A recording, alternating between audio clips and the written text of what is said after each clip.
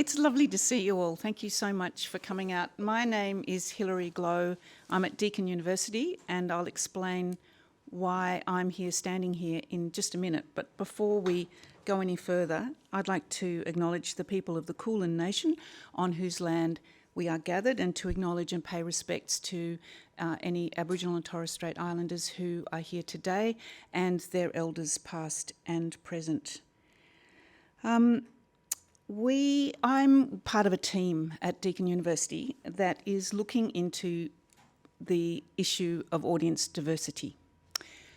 Our argument is that although I think it's not an exaggeration to say 100% of the people who work in the arts will all say that audience diversification is really important to them. So issues around cultural democracy, around diversity and inclusion, everyone says that that's something that really moves and makes them get out of bed in the morning.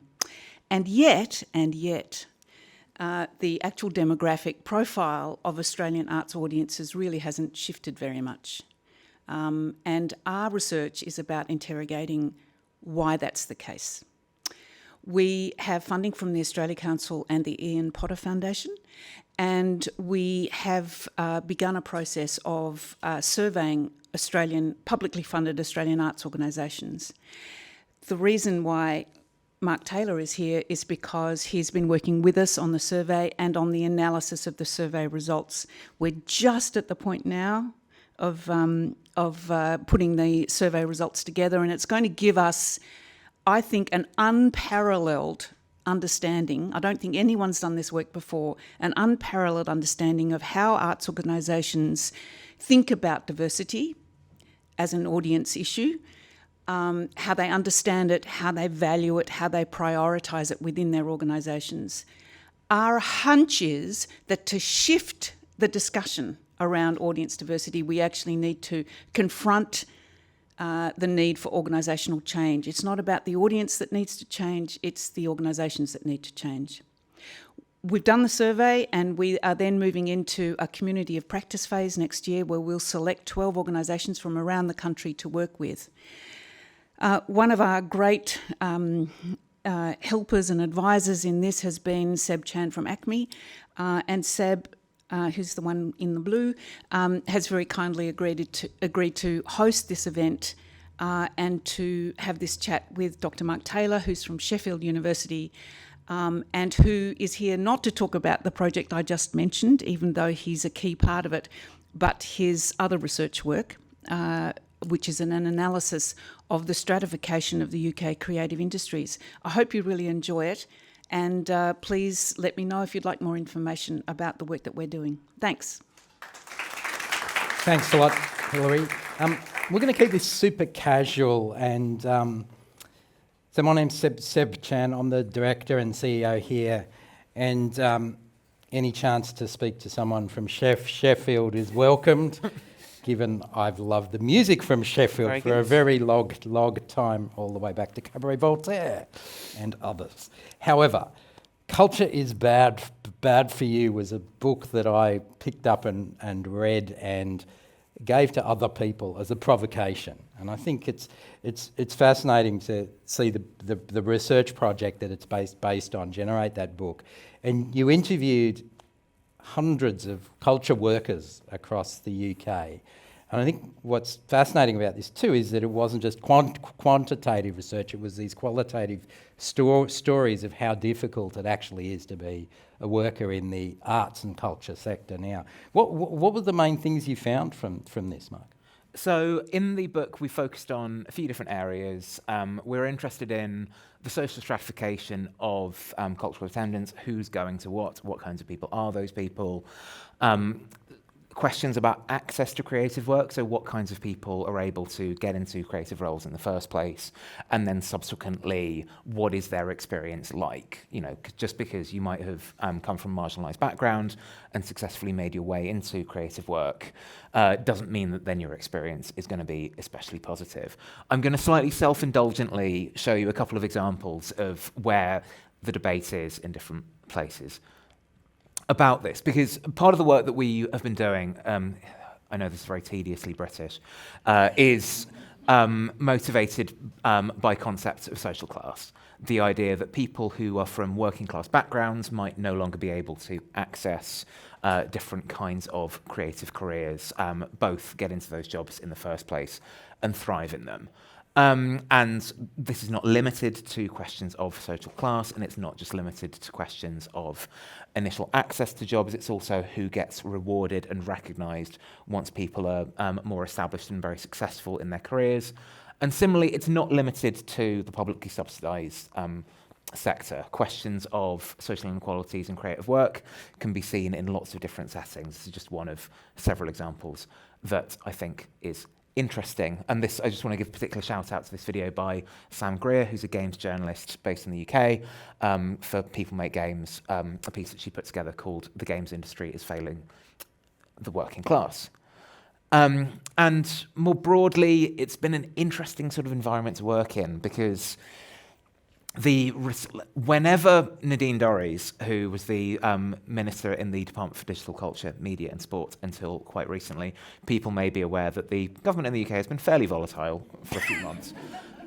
Does it even exist? Well, The effects of it exist. I mean, you know, there are buildings. Sometimes people go into them. When Nadine Dorries is making noises that suggest that she's on your side, then you need to start interrogating some of the work that you're doing and think about the effectiveness of it. But also, this isn't something that is peculiarly British. I found this piece that was published a few months ago on The Guardian, premised on "Want to make art, you better be rich, how Australian culture locked out the working class." And so, you know, we were quite heavily motivated by this question of, it looks as if we basically know what the problem is. We know that there is a problem wherein both audiences and workforces are disproportionately drawn from a relatively narrow section of society, but identifying the problem is not the same as identifying the causes of the problem, identifying the ways that this problem sort of persists through time. And so in doing some survey work, but also talking to hundreds of different people working in what you might call the creative industries broadly conceived. And, you know, this is all the way through from people working in, you know, like orchestras and opera houses through to commercial television and film, these sorts of things, in order to try to understand these problems a bit better. So, in that work, you really did highlight that that passion work really isn't at all sustainable, and it's not accessible to those without existing privilege, and this belief amongst arts workers of meritocracy and excellence. It's kind of be these sort of trigger words, almost, or for the younger folks, being tenacious, or this notion of the hustle. It's sort of been this continuous generational normalisation of this. How's that playing out? And, you know, does this is replicated in everything now, right? So maybe the circle that we were trying to square is, on the one hand, we found that people working in what you might call cultural and creative industries, and I think this is absolutely the case here as well, disproportionately left-wing and liberal in their social attitudes. You know, when you ask them about how they understand society in general, they tell us that, you know, they vote in particular ways, they protest, they behave in certain ways because they see the game as being rigged. Mm-hmm. But then when you ask them about their own trajectories and the trajectories in the sector that they work in, people were saying that, you know, really the things that are most important are hard work, talent, and ambition. One of the stories that I think is really the sort of balloons that it's important to deflate is the idea that there are big generational differences. The idea that, you know, like people who are maybe working in creative jobs in their 50s, 60s, 70s are, you know, have maybe a healthier work-life balance, whereas people coming up through their 20s now are more sort of committed to the grind set. Actually, what we found is that this commitment is pretty much universal. Younger people and older people articulated it slightly differently, but among the people that we talked to who were, you know, maybe had longer careers, the sort of narratives of sacrifice and, you know, how it was all worth it, you know, they sort of lived in these terrible conditions for a long time and they were really hustling and they were really grinding and they were taking all the work that they could, but it was all worthwhile, is, for me, part of the problem. That, you know, if the people who are then directing hiring practices, thinking about promotions, are the same people who have this belief in the sort of validity of their suffering, then, you know, you have to start to wonder, is this one of the key ways through which younger people continue to get exploited?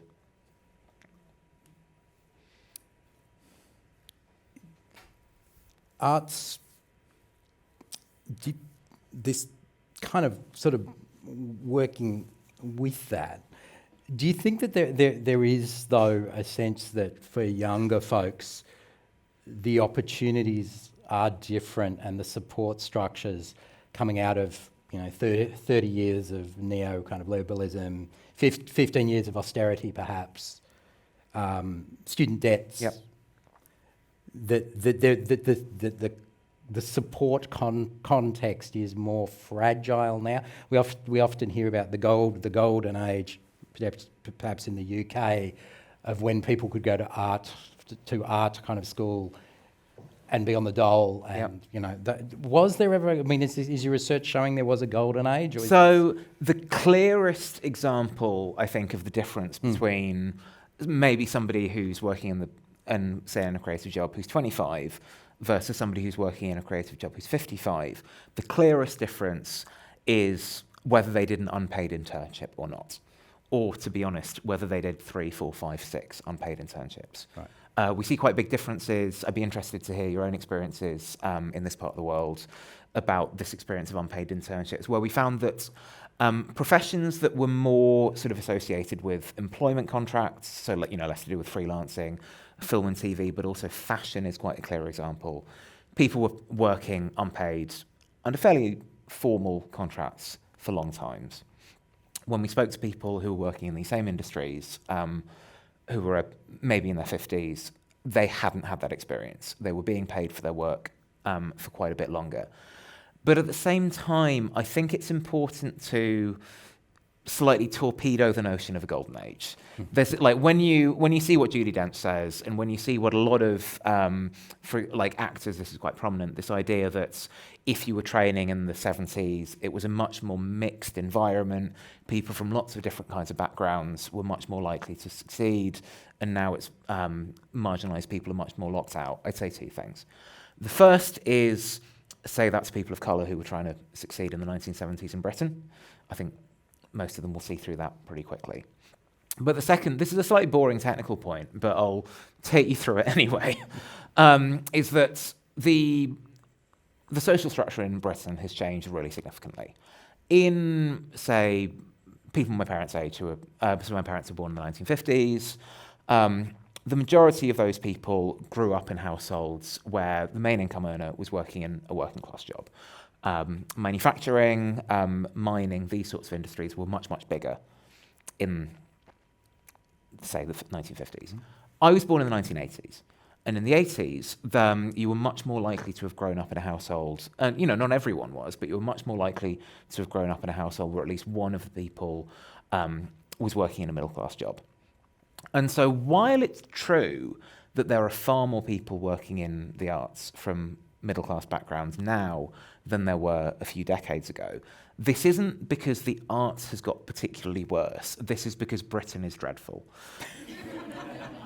And so while it is true that the art has become more socially exclusive, that's because Britain has got more socially exclusive. And that sort of points to the other question around social mobility. Yeah. There's a lot of talk around social mobility. And are you saying your research would show that is worsening, perhaps? Yep. But are there fields or disciplines where this is changing? And I think if you look at, if we go out of capital A arts and we talk about arts and culture, yep, or lower case, and that commercial and versus subsidised, is there? What are you seeing in this? So for me, some of the, like, it's always interesting seeing different interventions that are going on in different industries. For me, this is one of my least fashionable opinions. The organisation that does the best on diversifying its workforce in the creative industries in the UK is Sky. The Murdoch enterprise is doing more than almost any of your large cultural institutions. And in some ways, that's absolutely shocking. That, you know, like, it's incredible that Sky should be the pioneer. On the other hand, Sky, being a large commercial organisation, wants to recruit as many people that it can, and it's noticed this real sort of. I feel very weird about the sort of Harvard Business Review language of the commercial benefits of diversity, but places like Sky have embraced it. By contrast, so in the last couple of years, and I know that you share this, I've become much, much more interested in games. I've been interested in games for a long time as a punter, but I've known a little bit less about the games industry as a side of professional work. And I know there's people from Games In today, and I'd be really interested in perspectives on, you know, because while I've sort of studied it and I've spoken to people, I don't have that day-to-day experience. And games is interesting for a number of reasons.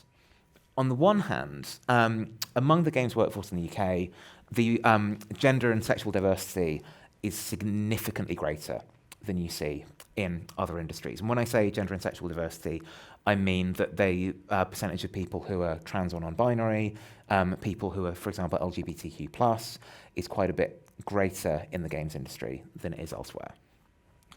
At the same time, I think there was this idea that within games, because, you know, it's a young industry, it doesn't have necessarily some of the legacy hangovers that the, let's say, the capital A arts have, that it might be an environment that's more conducive to social mobility. It might have people from more of a mix of backgrounds than the capital A arts, and that's not the case. Percentages of people working in games from middle-class backgrounds in the UK is even greater than you see in the capital A arts. And there's lots of reasons why this might be. You know, it might be that if you are working in games, then you had, like, it's if you grew up in a household that had computers, that had access to equipment, then you're more likely to have got into games, whereas if you didn't grow up in one of these households, then it's less likely. But also, and this, we might as well be straightforward about this, money is important. Junior roles in games do not pay especially well. And so, you know, one of the things that we find, and I think this speaks to the capital A arts issue really strongly, that art salaries are bad. Junior art salaries are especially bad.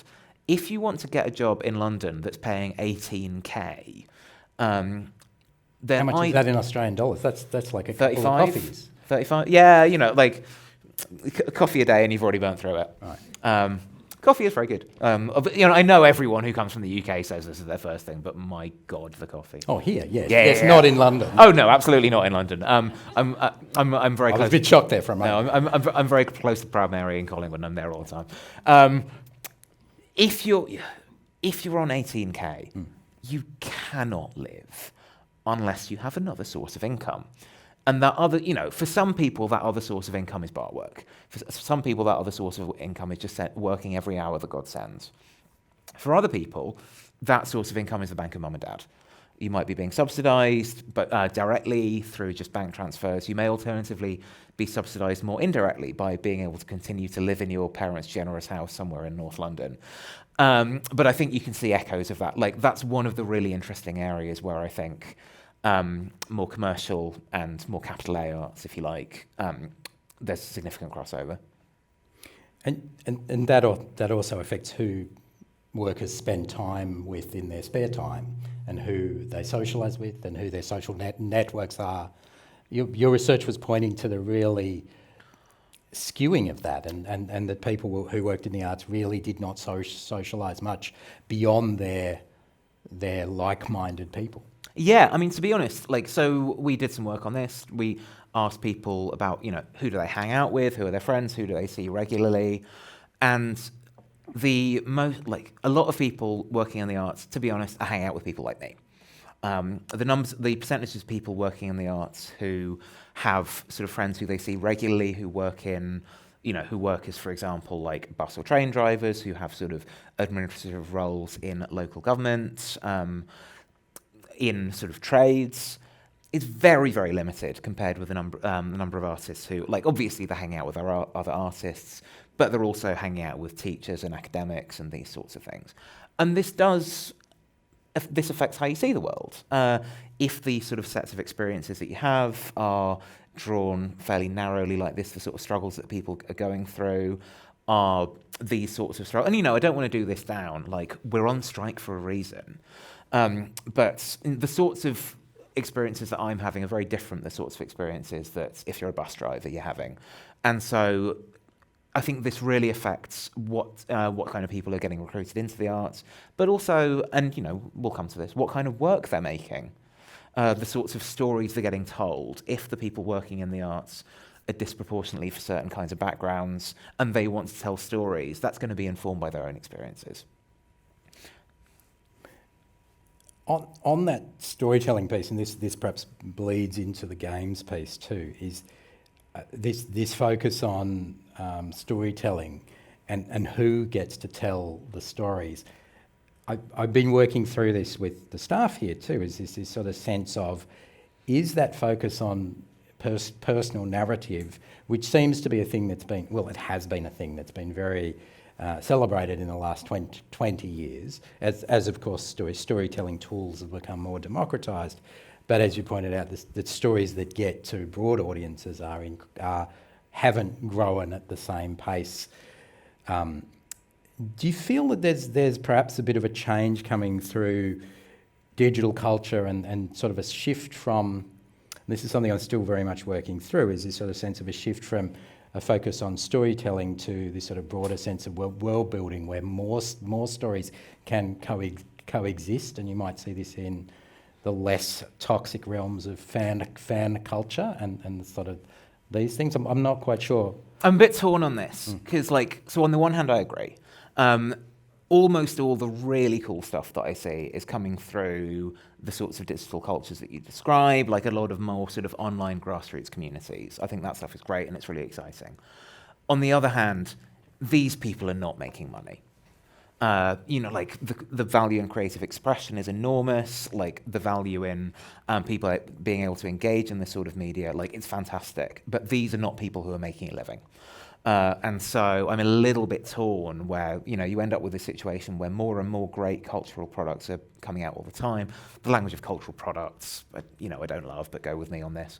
But if what you end up with is a kind of two-tier system where there's a load of really exciting work being made by marginalised people for nothing, and people who are sort of playing life on easy mode are being able to make their living more comfortably, telling these more limited stories, then I think that's a challenge in itself. The other thing that I would say in this area is the stuff that I'm most concerned about isn't people from relatively privileged backgrounds telling interesting stories about themselves. We're all ambivalent about this, but let's face it, we all loved Fleabag. The bigger challenge, I think, is the sense of, as more of a push comes in to reflect diverse stories, but the people making the decisions about which diverse stories to commission stay the same, then you can end up with something that I often see as quite patronising. So one of the people that we spoke to, and hers are some stories that I come back to all the time, is a producer in film and TV who is from a working class background. She's British, South Asian. And the quote from her that I think about all the time is, I don't want to make any more worthy stories about diversity. So this is a really fantastic producer who was saying that she was getting fairly regular work. She ended up moving to the US. But most of the commissions that she was getting were can you make a show that's very sad? We're going to have slow piano music in the background. It's all going to be black and white. And you're going to show stories about how people that look and sound like you are really suffering. She was like, I don't want to do that. You're not going to ask the white middle class guy to make the equivalent of that. He can make whatever he wants. Whereas marginalised people, we heard from so many people there was this expectation that the set of stories that they were going to tell were going to be very narrow. And why shouldn't they make a film about aliens? How do we escape from this? The book kind of doesn't. The book leaves us in a quite doomerish sort of sense in a way, So the book, you'll like this. I mean, from the title alone. Originally, the book was going to come out in May of 2020. Perfect. And in March of 2020, we thought, do you know what? If we do this, we're not going to be able to have any in-person events. We're not going to be able to do that much of a launch. What we're going to do is we're going to push this back to September 2020. Yeah, it'll be finished by then. And everything will be fine. And so, if you think the doom is bad already, then when we start sort of speculating about what's the pandemic going to do about this, it's going to get worse. And we can come back to that in a sec. But in terms of it's a bit... I know this is a bit annoying. It depends a bit on who we are. Yeah. So, you are a person who runs a major and serious Australian cultural institution. The expectation should not be that you have to do this on your own, where you get parachuted in and it's like you need to personally transform this organisation. It needs to be kind of something that comes through from the bottom up. I think there are a couple of straightforward things that we can do. So some of the examples that I sometimes provide are no unpaid internships ever. No unpaid work experience. People really feel like they're doing young people a favour because so many kind young people are applying for unpaid work experience, but who can afford to do that and who can't? Salaries on every job ad. That's a huge one, where if it's not explicit how much people are going to get paid to do certain kinds of roles, then if you're confident that you can make it work, if you have the kinds of connections where people can explain, it's probably going to be about this amount of money. Some people have those networks, some people don't. There are a few of these policies that I think can be brought in pretty straightforwardly, and I think there's basically no excuse to not be doing this already. But there is some more radical stuff as well. Tell me about that. Well, because, the danger is always, you employ a couple of, when you do your next hiring round, you're going to employ a few more diverse staff and they're going to solve all your problems. Actually, they are going to be the people who are experiencing your problems most pronouncedly, because historically marginalised groups who, may be coming in their early, mid-20s, or even maybe coming in after careers, experiences doing something else, they need significant institutional support. One of the things that you can do is more pressure from... Look at who's got the money. If bodies like, and I don't want to put anyone under any pressure, I know this is being recorded, so the Arts Council in the UK, the Australia Council and the state arts councils here, looking for real commitments towards diversity in all of its forms in practice. So audiences, workforces, governance, all of these things. If you've got a well-meaning but ineffective board, nothing is ever going to change. What do you think? You're a professional. I mean, I agree with those, and I think the cultural safety piece for diverse workers is absolutely key, and it's been one of the things we've been working really hard on here, having had some difficult experiences where workers were put under kind of due stress as representatives of an entire group of people, which would not be expected of anybody else. Was really a good lesson for us to go through. It was terrible for them, but the organisation I think is in a better trajectory now. The intersectionality issues are very complex, and I think you're right that it is a whole of cultural sector transformation that needs to happen. I guess how we work is key to this too, and I think the type of work is representative of the how we work. And I've been interested and excited at the rediscovery, I guess, of unionism and solidarity amongst workers. I think it's been really, really positive. I think particularly having spent some time in the US, I've been surprised at that resurgence. Of course, here we are a unionised staff, which is very important. But that kind of thing, I think that also coming out of the pandemic or whatever phase we're now in, a lot of us had hoped that would have been a transformational moment that would have made quick, rapid, radical change. And that hasn't happened. And it was unrealistic for us to expect that would have.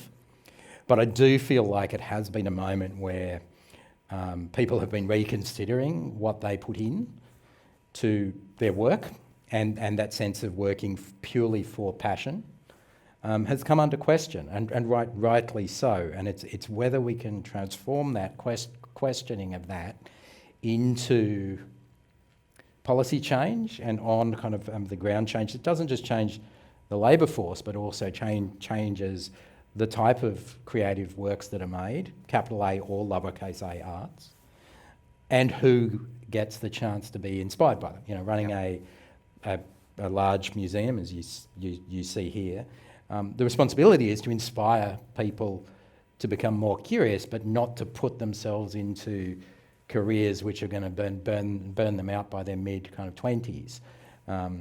I think that's the challenge, and I think it's hard. There is one That's the other work. thing that I should have said when you asked me this originally, which is if you have people working in your organisation who are relatively senior and everyone thinks they're a genius and they have a bit of a reputation for being a bit sleazy, a bit handsy with junior staff, you need to fire them.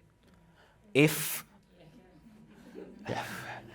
you have those people and your organisation makes a lot of noise about how much they believe in diversity and how committed they are to the future of the institution, but somebody with a letter C in their job title has got a bit of a reputation and you have to handle them so they're never alone with junior staff, and you don't fire them, then you might as well not have bothered.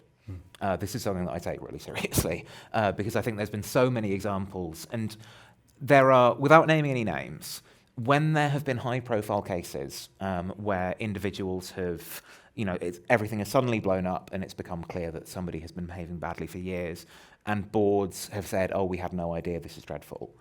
If I knew and the board didn't know, then the board should all resign, because there are two options. Either the board was genuinely ignorant of how their CEO was behaving or their artistic director. You have no idea. It's pretty obvious what I'm talking about. If you had no idea, then you're incompetent. If you knew and you're pretending that you didn't know, then you're mendacious and you should resign. Either way, you should resign. I think this is something that's maybe been more vivid in commercial organisations where there's been high-profile people with very bad behaviour, a lot of whom are still in post. If you have a staff EDI group and...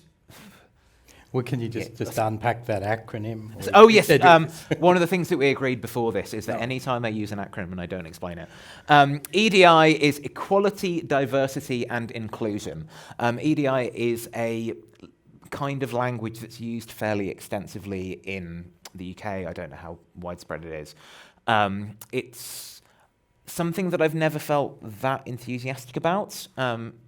Academics tend to use the language of inequality. But I can understand why wanting to frame things more enthusiastically. But yeah, if you're an organisation that has a director of EDI and simultaneously has a COO who you have to keep away from junior staff whenever there's a drinks party, you might as well not have bothered. Sorry, that wasn't an answer to your question, but it's important and I always want to bring it up.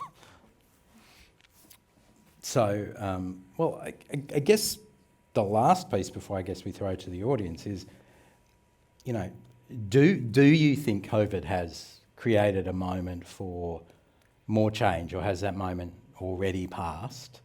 Do you feel optimistic about the structural changes that may be coming?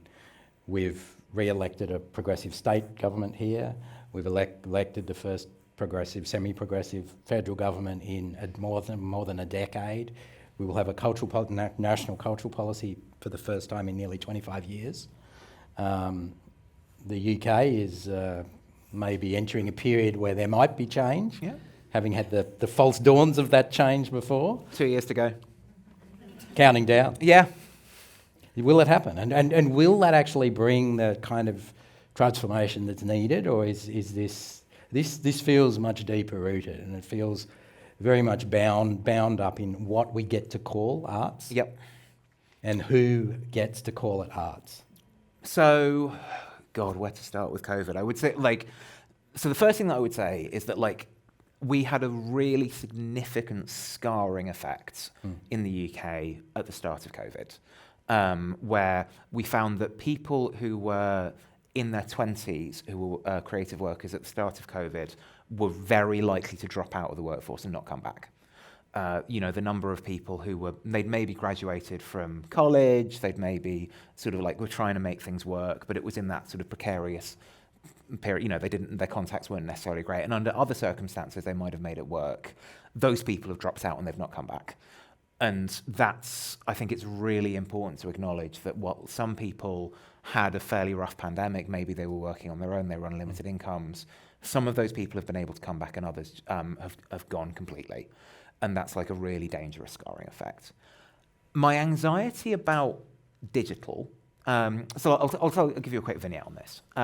During the pandemic in the UK, the National Theatre, which is a very large London-based organisation, had for a long time been running something called NT Live, where broadcasts that they were, shows that were taking place in the big room on the South Bank would also be broadcast into cinemas.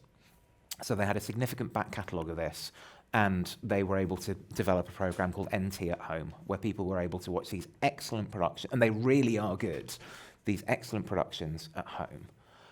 A concern that I have is that one of the effects of this is that digital broadcasting of certain kinds of performing arts, I think a lot of organisations have been told, this will solve all your problems. You can now get audiences from all over the world, whereas previously you were primarily drawing from where you are. And what's actually happened is that everyone's watching NT at home, and that people's local institutions are really, really struggling because they haven't got that huge level of investment that major organisations have had. At the same time, I think one of the effects of COVID, and this has been a bit mixed, is to really make us stop and think, what the fuck are we doing? Like, we've been behaving like this for such a long time. Nothing's ever really changed. We're all really trying. You know, one of the ongoing stories of policy interventions in inequalities in creative work is that none of them really do anything. There are exceptions. I have a long-standing relationship with an arts charity called Arts Emergency, about whom I cannot say enough positive things. But they're the exception rather than the rule. And so I think that kind of radicalism of, look, we feel like we've tried everything, we've been tinkering at the edges, now we need to tear the whole thing down and start again. Whether a general election in 2024 will do that or not, I think we don't want to set ourselves unrealistic expectations. But give it 2 years. I think we might, as you say, what's really exciting is this, like, thinking about programming. Because part of the problem had historically been that, you know, you might try to attract a more diverse audience, you might try to attract a more diverse workforce, but ultimately the stuff that cultural organisations were putting on was basically the same. And the expectation that if you put on another production of Turandot, but if you just change your marketing strategy, that's going to bring in a completely different set of people, was never realistic. And so where there are changes to programming, I think that's where there's potentially real opportunities. Yeah, and that's certainly, you know, I would certainly agree with that. And the kind of T Live example is interesting because I think, in working, my background in the digital space, you know, would suggest that what has happened in the digital space, even before the pandemic, was it does tend to be a winner-takes-all environment. That's been very much the case. The platformatization of the web over the last decade as well. And the bigger brand, the branded arts, will crowd out the smaller. It's an infrastructure piece, it's a capabilities piece, and it also becomes then a salaries piece in that the small arts orgs cannot recruit the staff needed to do the work to make the competitive thing in that space. And the question is, should it be competitive? And how do we build I don't want to say this, but more decentralised form of digital that would allow for smaller scale things to work and be supported? Yeah. So speaking personally, the art form that I got most into during the pandemic, I don't know if anyone else had a similar experience, was Twitch. There is an Australian mime called Tom Walker, who, I don't know if people are familiar with his work, who during the pandemic moved to Twitch, where he played American Truck Simulator and European Truck Simulator. These video games, if you... They would call it a simulation. There is no fun in American Truck Simulator. You are playing as if you are genuinely an American Truck Simulator, getting from origin to destination. I think Twitch is such an interesting counterexample where, obviously, I'm not an expert. I'm only talking from my experience from having watched a lot of things. While there are still a handful of huge players who, with these enormous revenues, and I think in a lot of cases very, very poor behaviour, there's a long tail.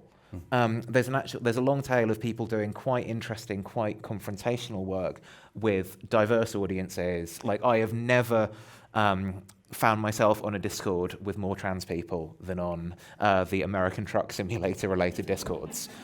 It's cool. And I think, this is, I wasn't expecting to get to American Truck Simulator today, but I think more than anywhere else, I have seen exciting work take place on Twitch, because it is people working with digital as digital rather than trying to translate other art forms into the digital space. So that born digital practices still may offer some hope towards a more diverse group of cultural practitioners. I worry that we get back to that same issue we got to very early on around there being two tiers, a large semi-professional amateur longer tail and this giant professional head that crowds out everything else. Yeah, I mean, there's always a danger of getting overexcited about new art forms. This idea that, because we saw it with YouTube, the idea that YouTube is going to be this enormously democratizing force, and actually a small number of people are making a ton of money off it. The reason why I'm a bit more optimistic is not that I think it's going to be more even, because we know that a small handful of actors are just going to make truckloads of money off YouTube.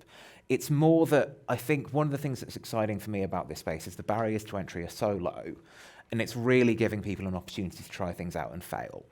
One of the case studies that came out a lot with the people that we spoke to is losing thousands of pounds at the Edinburgh Fringe.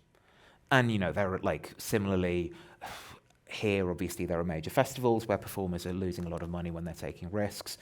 Occasionally, I talk to Australians who try to do an Edinburgh Fringe run, and the losses are just incomprehensible to me.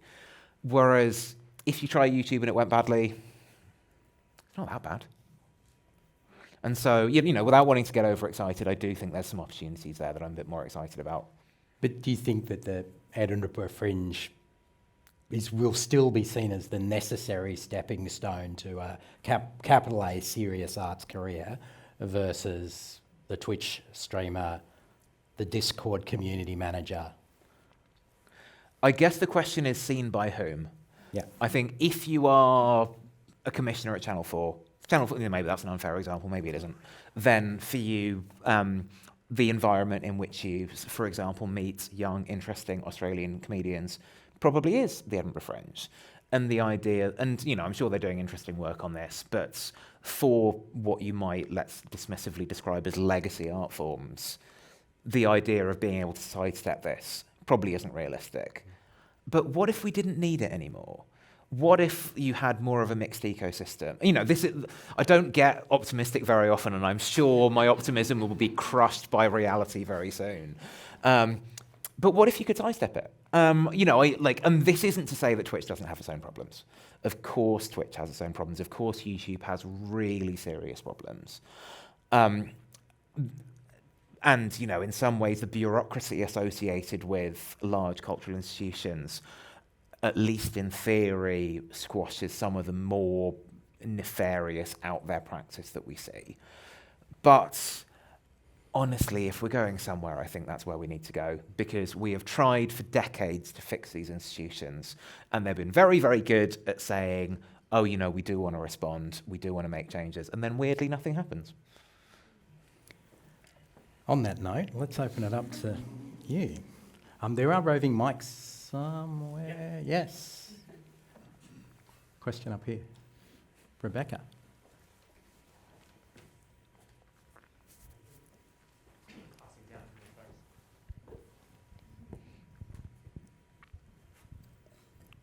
Hi, thank you so much for that. I'm Rebecca Giblin. So we've talked a lot about the institutional cultures and the difficulties around changing those. But I suppose the other really big piece of this is the economics of creative labour markets and the fact that there is so little money that trickles down to creative workers, particularly when we look at YouTube and Twitch, and particularly Amazon's recent change to Twitch's royalty arrangements, which sort of encapsulates pretty much everything that is wrong with these markets that are controlled by a small number of very powerful firms that get to decide the conditions, the material conditions on which people get paid for their creative work.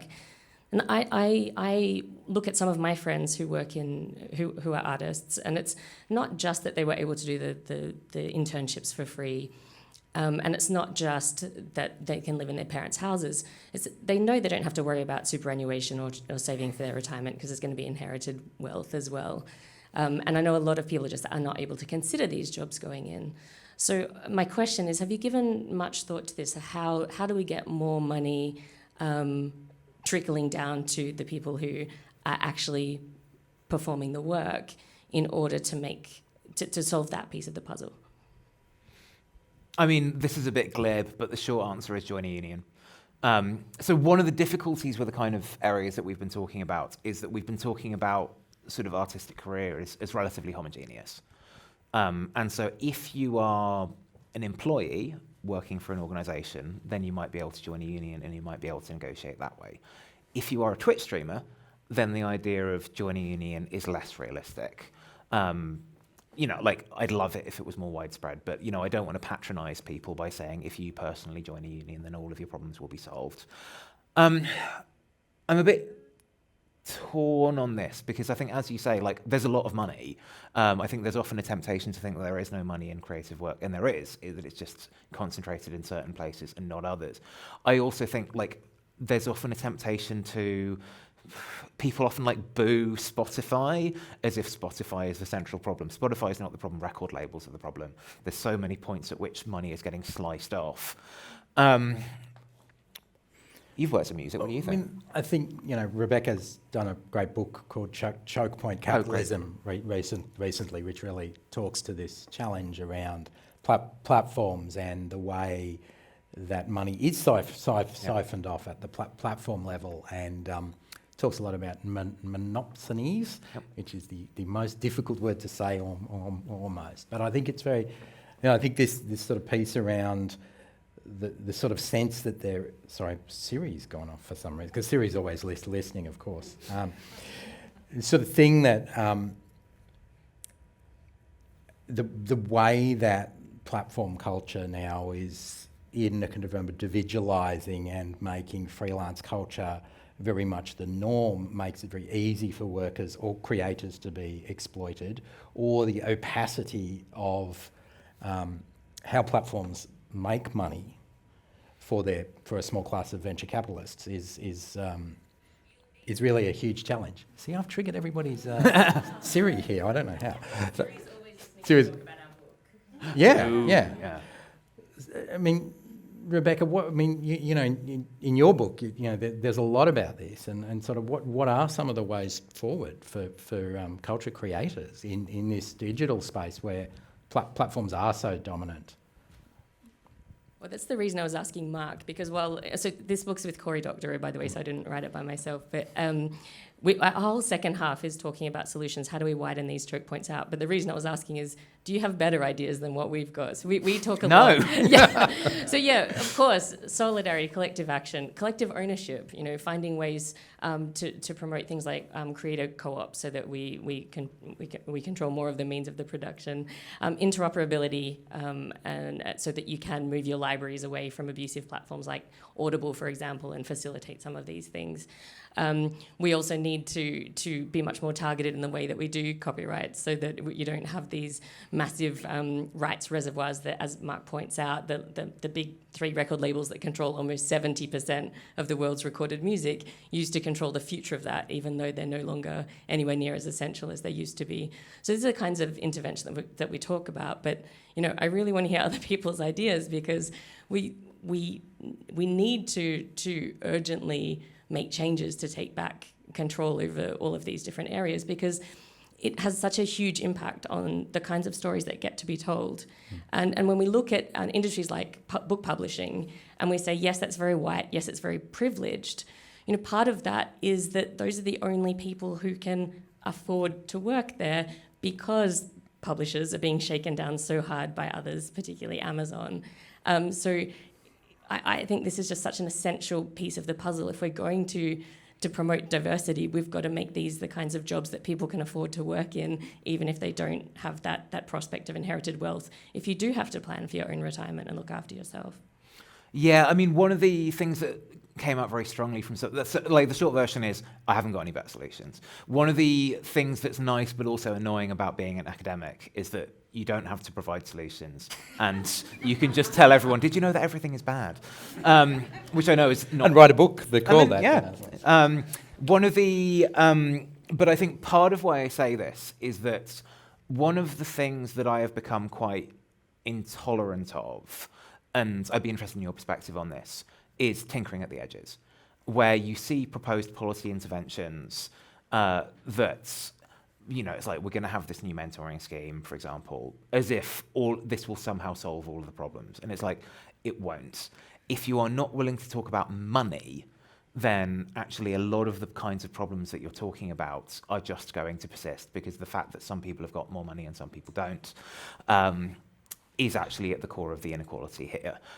That when people, in the past when I've done a presentation like this and people have asked me for a solution, I've sort of slightly glibly said either build a time machine or destroy capitalism. And it's similarly not very helpful, but in the absence of really radical solutions, nothing's going to change.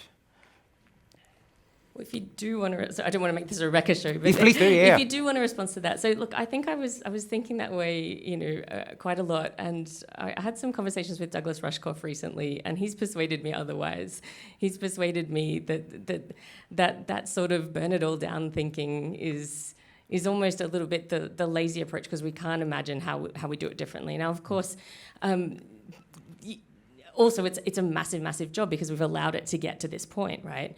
But the only way to eat an elephant is to do it one bite at a time. And I think that there are lots of interventions that we can start to make, including demanding that our politicians give us copyright policies that actually support creators instead of rights holders, that actually make it easier for them to hold on to their rights, you know, rights to fair remuneration, transparency rights, so like in the European DSM directive, so that you know how your work's being used, what kind of money's coming in from that, and so on. All of these are the kinds of interventions we can start making. We can start freeing up energy and money that can go towards the fight and hopefully get some kind of momentum. That's my hope, anyway. I'll read the book. Thank you. Hi, my name's Maria Dunn. I've just got a question in regards to looking at kind of inequity in the cultural and creative industries, but looking at it from the perspective of low art versus high art. I just wanted to kind of get your perspective on perhaps that maybe some of the limitations on getting access is that some art is just not taken as seriously as others. And some of that art, in my research I did a bit on drag, for example, and some of that art has a variety of different performers and underground scenes and such, but it's just not having that kind of connection with government grants or, you know, certain organisations' support. Again, I mean, so the question that I always ask is taken seriously by whom? Because, like, I think drag is a good example of an art form that is taken very, very seriously in some areas. Like, from walking around Smith Street, drag seems to be thriving. I had a lovely evening out at Molly's on Thursday. But, you know, I think you alluded to this in the second part of your question, where it's like, is it being taken seriously by people with money? Governments taking these sorts of things seriously. One of the most interesting examples of this in the UK was we had something called the Cultural Recovery Fund. So during COVID, when it had become clear that a lot of arts organisations were not going to have many opportunities to raise revenue for the foreseeable future, it became clear that they were going to need really significant cash injections to stay open. And so while the Arts Council funds some kinds of organisations and doesn't fund others, the Cultural Recovery Fund, you know, the gig venue that's 10 minutes walk from my house where I go and see punk gigs, got a six-figure sum. There's lots of organisations, like commercial organisations, got money from the Cultural Recovery Fund. And at the time I was really excited because, like, you know, this seems to reflect, this seems to illustrate that the Department for Digital Culture and Media and Sports and the Arts Council seem to be really openly on board with the fact that what art is not just the things that they regularly subsidise. And then the Cultural Recovery Fund has closed. And if you have a look at who the Arts Council has funded for the coming few years, it's basically the same as who it was before. You know, there are some changes. Some people have come in, some people have dropped out. But broadly, it's very, very similar. And as you say, this, like, I think one of the crucial elements of this is people's ability to make a living at the start. Drag is such an interesting example because those outfits are not cheap. It sounds like a glib example, but if you're spending thousands of dollars on custom-made material in order to impress people, some people have got thousands of dollars and some people don't. You can learn to sew, but then the materials themselves are not cheap necessarily. And so, it's something that really concerns me, that a lot of these sorts of art forms, through not having a sort of pipeline for people at their early career stages, it's, people from marginalised backgrounds are getting locked out almost immediately. So, I share your concern. And anecdotally, it feels like organisations like the Arts Council are aware that this is a problem, because it's not just that you have a wide range of art forms and only some of them being recognised for the creators, but also the audiences for these art forms are different. If you're only going to subsidise the activities that middle-class people like, then of course you're subsidising a middle-class audience. We'll see. I'd love it if that changed, and I think it's really important for a diverse... sometimes people use the language of ecosystems.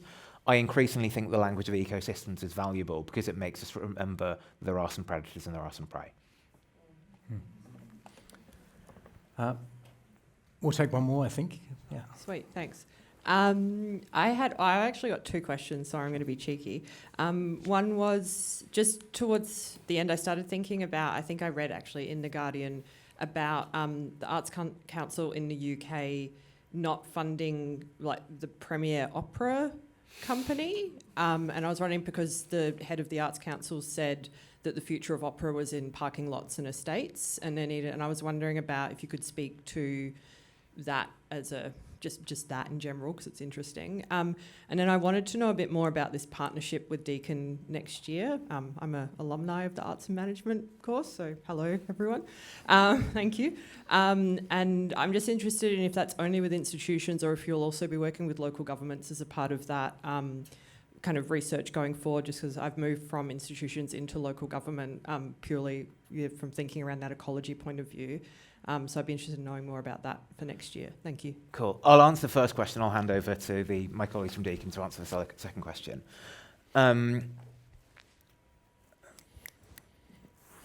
English National Opera. So I was just saying this, like the way that the Arts Council works, this is a little bit boring, is that it has a sort of regular funding cycle where from periods sort of the previous one was from 2018 through to 2022, the next one is going to run through to 2026, and so on. There's been a whole flashpoint about the fact that the English National Opera has effectively been told that in order to continue its very significant government funding, it is going to have to change the focus of what it delivers. Where previously it's run the Coliseum, which is a large venue in Covent Garden in London, but the idea is that it's going to have to move to another part of the country. And as you say, the chair of the Arts Council has said that they're going to have to be putting on more different kinds of things. I have two thoughts on this. The first one is that if you are going into a competitive funding stream, there are going to be winners and losers. And brutally, someone was going to get cut. I don't have any particularly strong opinions about the relative merits of the English National Opera. I'm not into opera. I'm not going to try to make an argument about whether I think what they're delivering is bad or good or somewhere in the middle. But I do think that this is a competitive process. The thing that I've been finding a bit annoying is that if there's been a sort of petition from opera people about how awful it is, it's like, if you think that it's anathema that the English National Opera should be defunded, then you should have complained at the point that they were asked to apply for funding.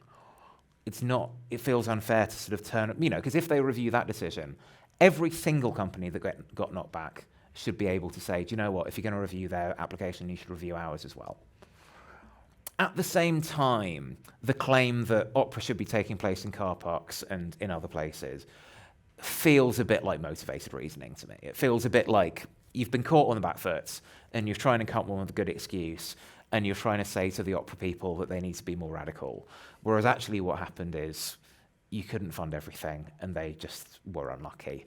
You mentioned the idea of them being the premier opera company. The organisation that gets the most money is the Royal Opera House.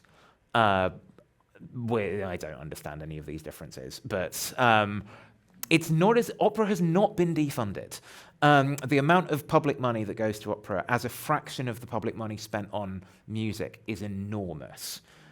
If it were me, you would look at how much money goes to opera houses, and you would look at how much money goes to places like the grassroots music venue that's 10 minutes, quarter of an hour from my house, where teenagers who are forming their first band can play. I'm pretty clear on who I think should get more public subsidy out of those two. Hilary. Thanks for that. It sounds like a Dorothy Dixon. I'll just go so really quickly, because we've gone over time. So the next phase of our audience diversity research, we are going to be working, we haven't quite finalised who we're going to be doing this with, but it will be with arts organisations from around Australia. They will range in size, so there are some real biggies who are interested in a lot of small independents. There will be a range of art forms, including museums, and we have had the involvement of local government entities all the way through.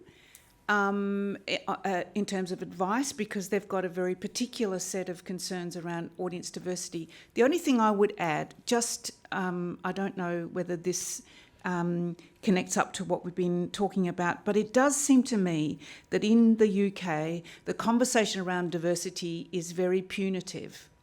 So there's a stick approach, unless you can report on diversity outcomes, we will look seriously at your funding. In Australia, that hasn't happened, but there is a culture of compliance. So that what's grown up, we think, is that organisations, you mentioned the word diversity and people's eyes roll back in their heads, because in fact it's about, meeting various government requirements or funding requirements or philanthropic requirements around diverse workforces and diverse audiences. And in the process of this regimen, the conversation has become locked off, so that instead of being able to have a good, challenging conversation about what diversifying your workforces or your audiences means, we've got this sort of rather instrumental view, and that's the piece we're hoping to change with this research. If you want to find out more, we've got a website. It's called Leading Change Audience Diversification in the Arts. We will also be doing reporting to the whole sector once we've got some concrete outcomes. Thanks. Thanks so much for coming. I think that's a good moment to close. Thank you.